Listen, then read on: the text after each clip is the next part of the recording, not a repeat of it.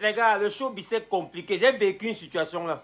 J'ai vécu une histoire terrible dans le showbiz. Si on me disait ça, je n'allais pas croire. J'ai vécu ça moi-même. Écoutez mon histoire. Vous allez comprendre que le showbiz, tu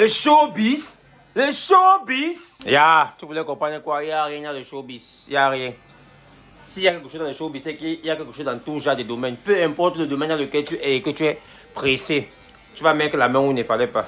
Que tu sois commerçant, que tu sois coiffeur, que tu sois voyageur, que tu sois employé dans une entreprise, que tu sois douanier, peu importe ce dans quoi tu fais, si tu es pressé pour arriver, tu vas mettre la main où il ne fallait pas. C'est tout. À le showbiz, il n'y a rien pour celui qui est posé, qui souhaite avancer dignement. Voilà pourquoi est-ce que j'ai fait cette vidéo aujourd'hui. C'est pour vous faire comprendre que dans tout genre de domaine, quand tu excelles, quand tu es activiste, quand tu es socialiste, quand tu fais les choses pas seulement pour toi, mais pour faire avancer ton domaine d'activité, tu meurs vite. Exemple, Thomas Sankara, Didier Arafat, Gabriel Nandip. Donc si toi tu as vieilli dans ton domaine, sache que tu ne fais pas bien.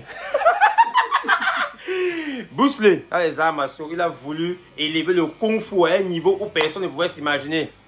On connaît tous la fin de l'histoire. Bob Marley, il a voulu élever le reggae. On connaît tous la fin de l'histoire. Mon frère, peu importe ce dans quoi tu fais, si tu es encore vivant, sache que tu ne fais pas bien. C'est que tu ne fais pas bien, les gars. C'est une réalité. C'est une réalité. Donc dans la politique, quand tu vois un président qui vieillit, c'est qu'il ne fait pas bien. Dans tous les domaines, quand tu vois quelqu'un qui excelle, il meurt vite. Il meurt vite. On n'aime pas ce qui est bien en Afrique. Bon, dans le monde entier en général, quand tu fais ce qui est bien, on te descend. C'est comme ça. C'est comme ça. Donc quand ils voient les vieux pères de la comédie, ce qu'aujourd'hui sont tous là, c'est parce que vous ne faites pas bien. Et peut-être vous faites ça rien que pour vous. Parce que quand tu veux faire un truc et que tu veux élever ton domaine d'activité, bon, je prends l'exemple, si tu es un comédien et que tu veux valoriser la comédie de ton pays, comme ce fut le cas de Gabriel Nandip, vous avez vu, il ne travaillait pas seulement pour lui, il travaillait pour l'image du Cameroun. On a vu comment il a soutenu les Lions indomptables au Qatar. On a tous vu comment le grand frère était prêt à défendre le Belge à tous les niveaux. On a vu Arafat qui a élevé le coupé décalé à un niveau. La musique, et si Arafat est encore vivant, c'est que sûrement que la musique ivoirienne rivalise avec la musique Naïdja. Mais c'est que, quand c'est comme ça, tu pars toujours vite. Ceux qui se battent pour autre personne qu'eux-mêmes. Ceux qui se battent pour leur, pas seulement pour eux, mais pour que les choses avancent pour leur pays. Bon, ceux qui se battent pour tisser le drapeau de leur pays très haut, ils meurent toujours vite. Donc si toi, tu te dis que tu te bats, mais que tu as vieilli dans ton domaine, mon frère, ça veut dire que tu es égoïste. Tu ne penses qu'à toi, mais ceux qui pensent aux autres, on finit toujours par les descendre. Que ce soit le poison, que ce soit mystique, tu vas partir, mon ami. C'est comme ça a toujours été comme ça.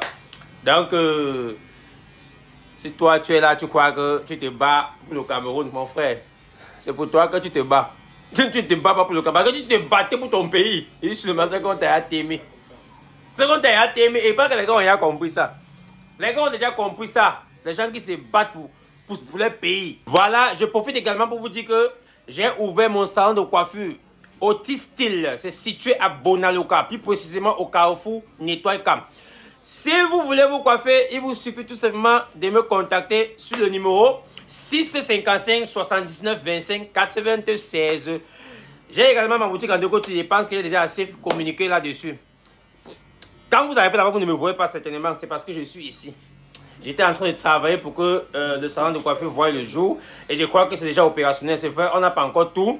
Comme vous pouvez le constater, au niveau du miroir, par exemple, on n'a pas de miroir qui fait qu'on appuie, ça fait un...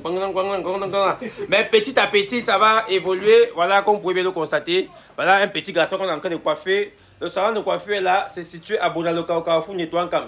Voilà, il est très professionnel. Alors, mon petit, fais un petit coucou ici. Voilà, quand vous allez arriver, vous allez me voir installer ici là, dans mon bureau. Un petit bureau punaise.